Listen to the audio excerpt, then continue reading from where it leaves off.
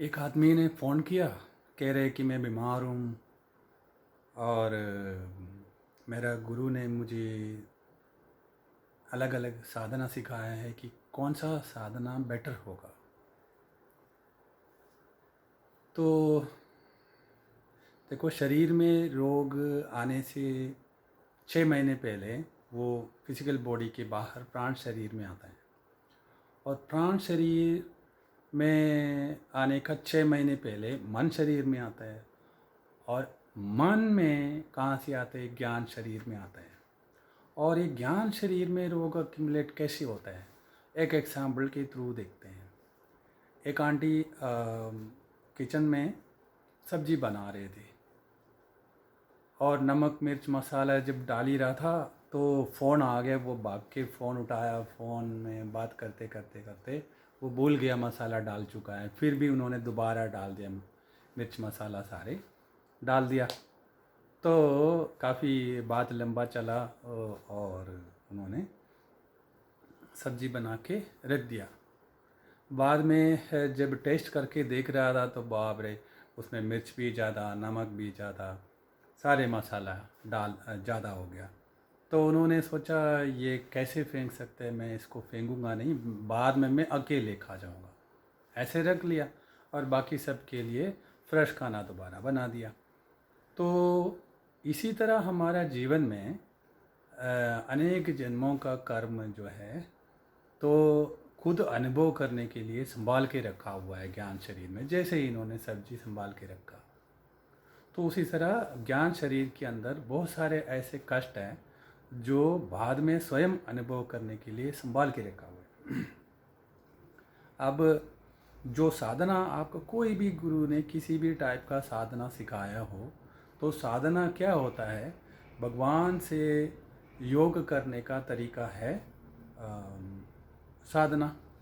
जब आप भगवान से योग करते हैं, एक हो जाते हैं, तो वो अपने पांचों शरीर के अंदर एक तेज उत्पन्न करता है। उस तेज में अगर आपके अंदर चॉइस है, अगर आपको रोग को अनुभव करना चाहते हैं, आप जिसको ज्ञान नहीं है तो वो रोग को भोगेगा या अनुभव ही करेगा। जितना 1 साल 2 साल 5 साल जितना भी उसका अवधि होगा रोग का, उस समय तक वो दवाई में या कष्ट में निकालेगा। अगर जिसको ज्ञान है, जिसको ये पता है कि मैं दवाई के साथ साथ अगर साधना भी कर ले तो अगर डॉक्टर ने बोला ये 5 साल के लिए आपको दवाई खाना पड़ेगा, तो हो सकते हैं कि उस 5 साल का अवधि को आपको आपने काट के 6 महीने या 9 महीने के अंदर आप उसको डिफ्यूज़ कर सकते हैं, नील कर सकते हैं, न्यूट्रलाइज कर सकते हैं उस डिसीज़ को। तो साधना के द्वारा आप जब भगवान के साथ एक हो जाते हैं, आपके पांचों शरीर के अंदर वो अग्नि प्रज्वलित होता है, तेजोमय ज्योति प्रज्वलित होता है। उसके द्वारा जो रोग कष्ट जो है, नेगेटिव एनर्जी है, अंधकार है, अज्ञानता है, तो वो अंधकार ज्योति में तो टिके नहीं सकते, है ना। दिन में रात थोड़ा ही होता है। तो उसी तरह आप जब ज्योतिर्मय होता है तो वहाँ पर वो टिकेगा नहीं। वो जो रोग है और डिफ्यूज़ होता है और न्यूट्रलाइज होता जाता है। तो उसी तरह आप कोई भी साधना करो, आपके अंत में तो आपको यही है ना, मूलाधार से आपने सुषुम्ना नाड़ी से आपने को इस शरीर से बाहर निकलना है। तो कोई भी साधना करेगा, एंड ऑफ द डे आपको ये प्रैक्टिस करना है, एंड ऑफ द साधना आपको ये प्रैक्टिस करना है, ईडा पिंगला सुषुम्ना नाड़ी को आपने ज्योतिर्मय करके रखना है। जहाँ ईडा पिंगला सुषुम्ना नाड़ी आपका ज्योतिर्मय होगा ट्यूब की तरह, तो उस लाइट में कौन सा अंधकार आ सकते हैं? लाइट के अंदर कोई अंधकार नहीं आ सकता। तो उसी तरह ईडा पिंगला सुषुम्ना नाड़ी को ज्योतिर्मय करके रखो, और अपना हृदय केंद्र को सूरज की तरह तेजोमय, वो ज्योति यहाँ से बाहर की ओर चले जाना चाहिए। हृदय केंद्र से पूरा शरीर की सेंटर से ईडा पिंगला सुषुम्ना नाड़ी से वो ज्योति पूरा बाहर की ओर एमिट करना है। मतलब इसलिए करना है, अपने को तेजोमय इसलिए रखना है ताकि कोई भी कर्म आपका ज्ञान शरीर में, मन में, प्राण शरीर में कहीं भी अड़का हो आपका सूक्ष्म शरीर के अंदर, वो शरीर फिजिकल बॉडी के अंदर आ ही नहीं सकते, जब क्योंकि वो ज्योतिर्मय हो चुका है।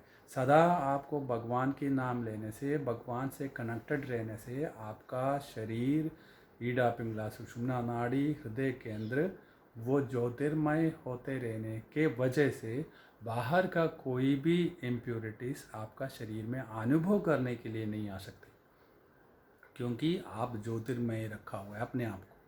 तो बाहर से कैसे कोई चीज़ आपको अनुभव करने के लिए ले आ सकता। आप सदा खुश रहेगा, सदा हेल्दी रहेगा, सदा निरोगी रहेंगे।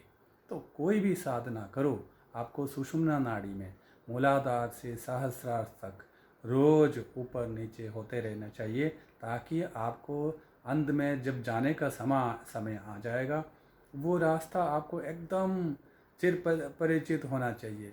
मैं इस रास्ते से मैं ब्लाइंड फोल्ड करके भी जा सकता हूँ, ऐसे विश्वास होना चाहिए, क्योंकि आप सुषुम्ना नाड़ी में मूलाधार से सहस्रार तक रोज़ कई बारी आप ट्रैवल करते हैं, तो उस रास्ते को आप ज्योतिर्मय करके रखते हैं। तो ऐसे अगर आप डिफ्यूज़ करना जानते हो तो साधना कोई भी करो, एंड ऑफ द साधना इस चीज़ को ध्यान में रखना, ईडा पिंगला सुषुम्ना नाड़ी और हृदय केंद्र को आप ज्योतिर्मय करके रखना, अपना पीनियल ग्लैंड को ज्योतिर्मय करके रखना, अपना सेंट्रल नर्वस सिस्टम को ज्योतिर्मय करके रखना। यहाँ से पूरा शरीर बाहर की ओर एनर्जी को एमिट करते रहना, ज्योतिर्मय दिव्य ज्योति को एमिट करते रहना। अनकंडीशनल लव को अपने हृदय केंद्र से जब बाहर जाएगा तो कहाँ से होके जाएगा? प्राण शरीर से होके जाएगा, माइंड से होकर जाएगा, ज्ञान शरीर से होकर जाएगा, आनंद शरीर से होकर जाएगा। वो पूरा सृष्टि आप ही का तो सृष्टि है। ये तो इट इज़, ये सृष्टि आपने अपने लिए अनुभव करने के लिए बना है। तो इधर से आपने वो दिव्य प्रेम अपना सृष्टि में व्याप्त करते रहो, लगातार आपका कल्याण होगा।